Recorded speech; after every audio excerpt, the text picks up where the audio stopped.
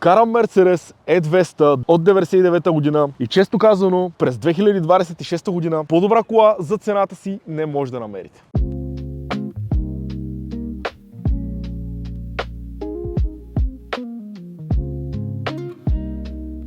Може би тази кола ви е вече позната, ако сте я виждали от някои други видеа. Тази кола беше на Вентислав Сисов, като той наскоро си купи BMW, нека си го кара със здраве и без аварийно. Тъй като сме приятели, той ми я даде тази кола за наистина много добри пари. Караме вече почти половин година и съм навъртял близо 30 000 км с нея. И често казано мисля, че това е напълно достатъчно време, за да имам реална оценка и мнение какво мога да кажа аз лично за този автомобил. Разделил съм видеото на 6 сегмента. Разход на самият автомобил, надежност, проблеми, екстри, усещане на пътя и сравнение с по-нова кола. И преди да продължим с видеото, много се радвам, че партньор за това видео ми е CarCube. Те са вносители на автомобили от САЩ и Канада, от търгове и официални представителства. Предимство на CarCube е, че предлагат Total Loss застраховка и разполагат със собствен сервис. Какво ще рече това? Total Loss застраховката покрива абсолютно всички разходи при евентуален инцидент. Дори нещо да се случи по време на транспортът на самият автомобил, парите ви ще бъдат възстановени. А сервизната услуга е, че когато колата ви пристигне, че те директно вземат автомобилът ви, след като той пристигне до България, имате час директно за майстор и не ви се налага да чакате и да обикаляте по стотици други майстори и да си губите времето. Така че буквално вие си поръчате автомобил от САЩ или Канада, а CarCube се грижи за всичко останало. И с код VASCO50 получавате 50% отстъпка от тяхната комисионна. Така че влезте в сайта, там може да проследите цените в реално време от самите търгове или влезте в Viber групата, където ви дава директно прогнозна цена за даден автомобил. Нека продължаваме с самото видео.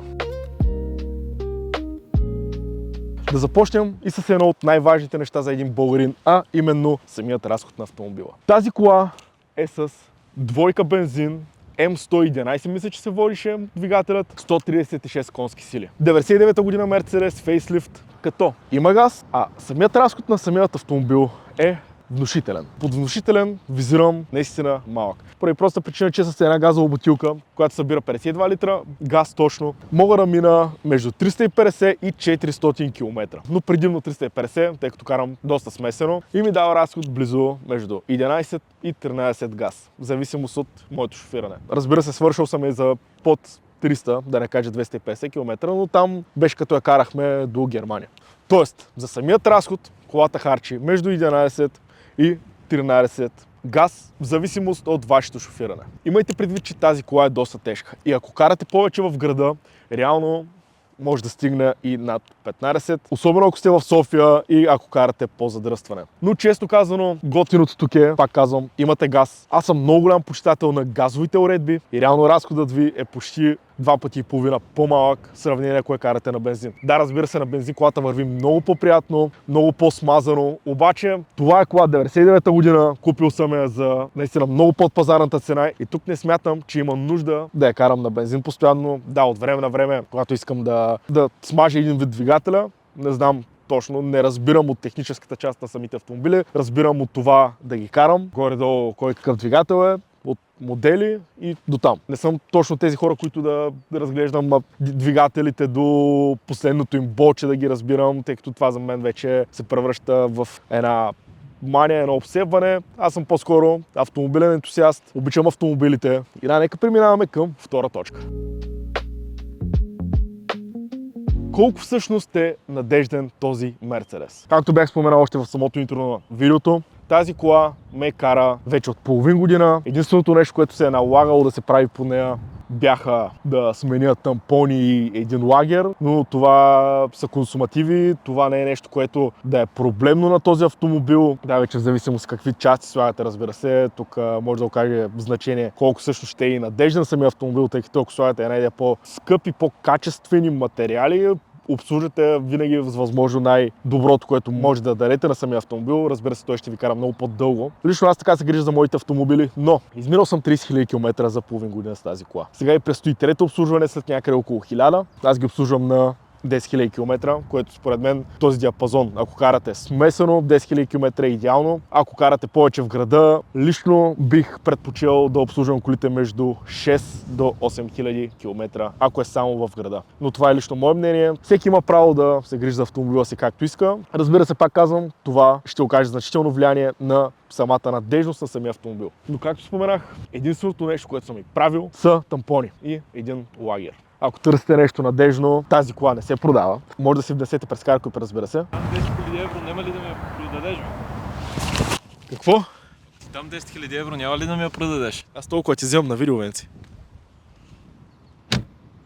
Ако търсите нещо надежно, тази кола не се продава, но може да си внесете нещо през CarCup, което е на сравнително малко километри и доста под пазарната цена. Нещо, което може би някои от вас биха се притеснили, че самата кола гние. Да, тези мерцедеси, проблемът на тях им е точно това, че почти всички от тази година мерцедеси ръждясват много. Освен ако не вземете AMG модел E55 на тази генерация W211, всички останали са значително ръждиви. Ако ръждата тръгне и я хванете в начален стадий, да, може да се оправи, но ако вече вземете по-изгнила, както е в случая тази, оправия няма. Освен ако не сте, тенекиджия, да може да си оправите напълно самите коли. И ако тази кола, примерно, е с V8 мотора, тогава се заслужава това да го правите, но в случая тази кола е с най-малкият двигател за модела си и често казано не си заслужава това да се прави. Да, слагал съм тук там някоя боя, нещо така да прикрия самите ръжди, но лично аз това лято обмислям да се оправя сам, т.е. да се китосам, да си прикрия всичките ръжди. Не съм го правил абсолютно никога това нещо. Просто ми е интересно да го пробвам. Да, пак казах, тази кола няма да се продаде. Не го правя с цел да замаскирам самите ръжди и да я шитна на някой. Това е пълна глупост. Просто искам за мое си удоволствие тази кола да ми изглежда добре, като я спра някъде отдалече, като и погледна примерно отстрани да няма нито една ръжда, никакви дръскотини. Особено ако се полира тази кола, както лъкът и не е паднал, ще изглежда феноменално. Така че сега съм говорил толкова за надежността на самия автомобил. Ако трябва да отговоря по възможно най-бързият начин, дали е надежна тази кола, отговорът ми е да. Нека преминаваме към следващата точка.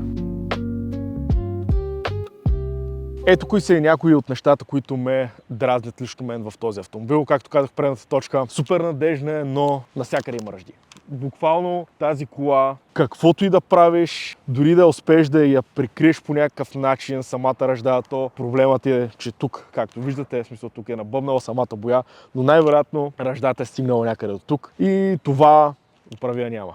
Каквото да се прави, винаги тези проблеми ще ги има, освен ако не се смени самото купе, но тук говорим вече за съвсем други неща, честно казано, с най-малкият двигател да сменяте купето е пълна простотия за мен. И не вярвам някой да седне и да се навие точно това да го прави. Причината, поради която аз я купих тази кола, антифризът беше кипнал. И първоначално си помислихме, че колата е загряла, а проблемът се оказа значително глупав и то беше самата капачка на антифриза, беше се прецакало нещо. Смирихме капачката и колата си беше идеална. Окачването, отзаре бяха скъсани тампоните и единият лагер виеше малко. Оправихме го и това. Друго, единият фар прекъсваше, но това беше заради някакво кабелче, което кабелче просто запоихме и се оправи. Но това са, често казвам, проблеми за никакви пари. Даже да не кажа, че са и проблеми това са консумативи, които е съвсем нормално, да смените тампоните си на една кола, съвсем нормално е да обслужите самата кола, съвсем нормално е да смените дискове на клатки, такива неща. Общо взето не ги броим за проблеми.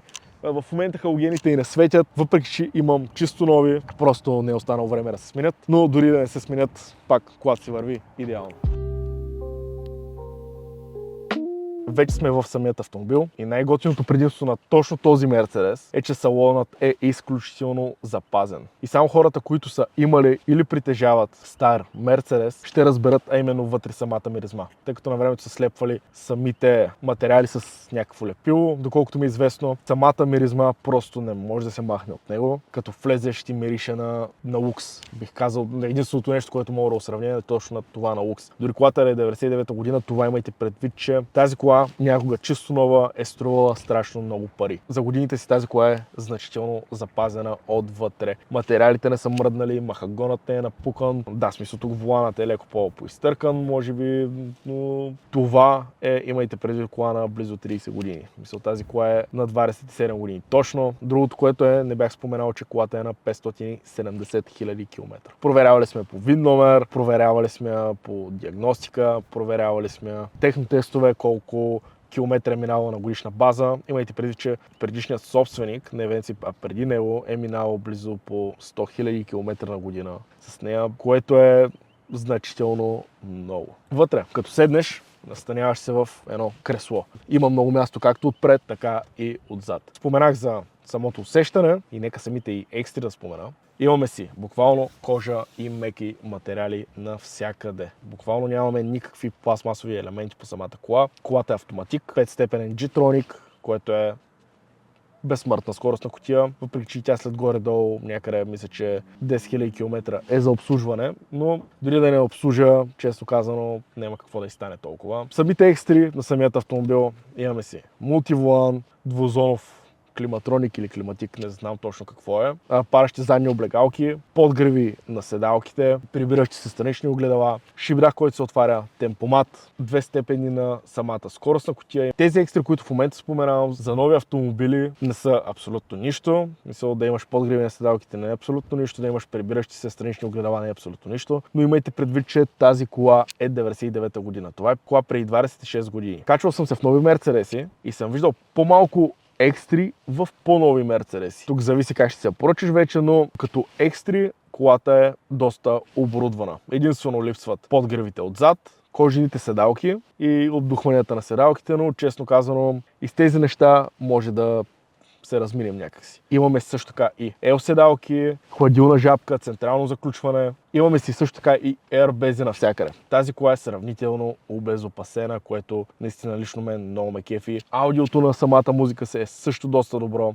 Общо взето, ако си вземете подобен екземпляр, няма да останете разочаровани от към оборудване.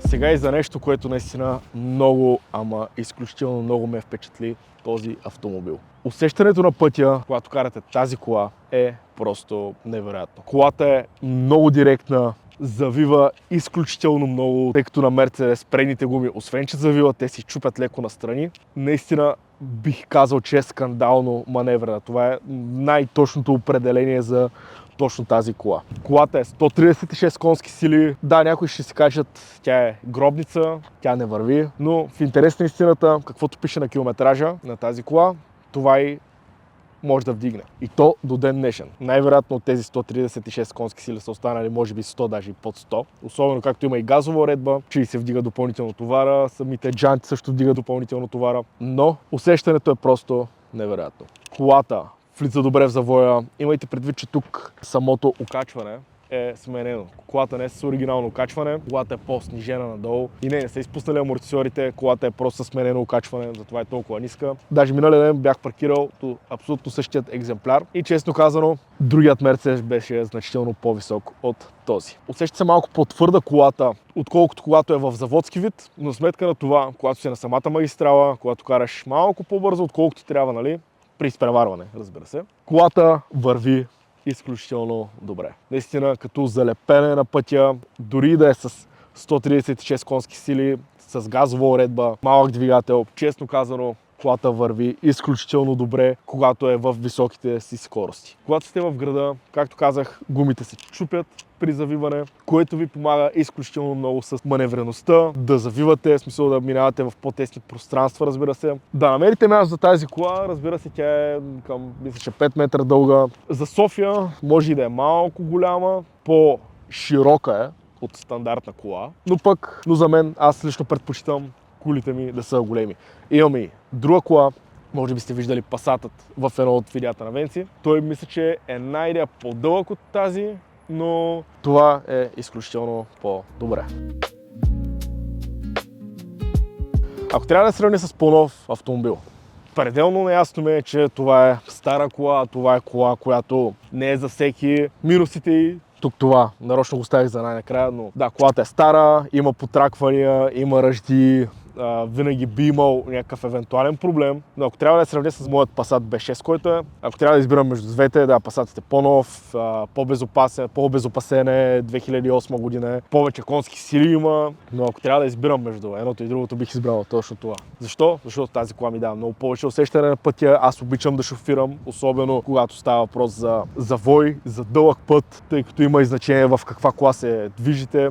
Разбира се, Mercedes е 100 пъти по-добър избор от Passat. Давам сравнение с Passat, тъй като ми е най-лесно. Ако имам да мина 2000 км в рамките на 2 дена и трябва да избера между Passat си и Mercedes, често казвам бих избрал Mercedes, без въобще да се замислям. Много значение има в каква кола се возите и каква кола карате, когато става въпрос за дълго шофиране. И тук не става въпрос колата ви да е скъпа. Както казах, тази кола е значително ефтина. Може да си ги намерите за екземплярите за около 2-3 хиляди евро, което е безумно ниска цена за това, което тази кола може да ви даде. Просто ще кажа така, за да ме разберете най-ясно. Една кола трябва да ви е удобна и да не ви изтощава на дълъг път. Ако си вземете чисто нова Dacia, ако си вземете чисто нова Шкода, примерно, да, колата е чисто нова, да, шанса да изсуча нещо е почти минимален, особено като ги взимате на 0 км. Обаче, щом става въпрос за комфорт, тази кола никой не може да ме убеди, че е по-малко удобна от чисто нова Шкода. Дори Superb моделът, ако трябва да го сравнявам, това е 100 пъти по-удобно от Superb. Абсолютно всеки един човек, който разбира малко повече от автомобили, ще ви каже, че това е 100 пъти по-добре.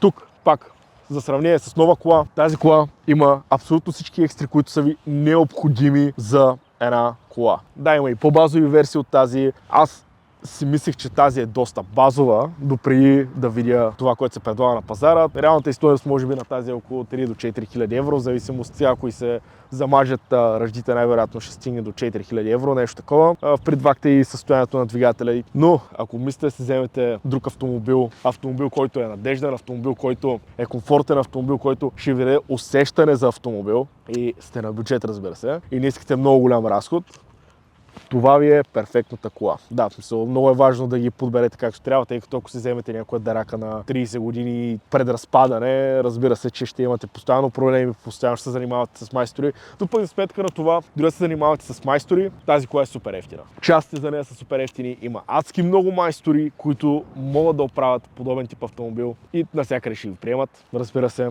Ако трябва да сравня с BMW от тази година, тъй като имах и E39 535 бензин с V8 двигателя, тази кола ми е 100 пъти по-комфортна. BMW-то имаше, мисля, че всички екстри за моделът си вече. Тук говорим за абсолютно всички екстри за моделът си. Но пък сметка на това, тази кола ми е много по-комфортна. Това съм си говорил и с приятели, че с тази кола мога да я обслужа, да тръгна на 10 000 км път и да се върна без въобще да се притеснявам. В смисъл, имам прекалено много доверие на тази кола, което е малко плашещо до някъде.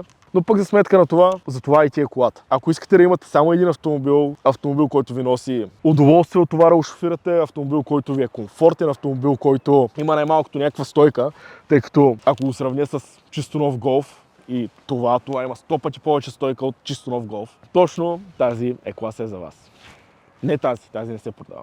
И да, това ми е първото видео в YouTube, което правя. Надъхвам се от може би 2-3 месеца, нещо такова да почна. И днес просто станах рано, звъннах на Венци, той даже е в колата.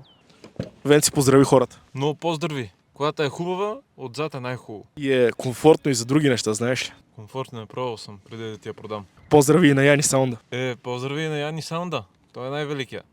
С това казано, абонирайте се за канала. Не обещавам да качвам всяка седмица, може би в месеца 2 пъти макс, тъй като просто не ми остава време от други неща. Напишете някакъв коментар какви видеа да качвам, какво би ви било интересно. Едно от следващите видеа съм подготвил нещо много интересно, един много интересен автомобил лично за мен, един от моите любими автомобили, който ще е изненада. Поздрави на Яни Саунда, най-големия. Ако искате да си внесете автомобил от САЩ или Канада, ето тук, това е номерът на CarCube, това е техният сайт. Влезте в тяхната Viber група и до следващото видео.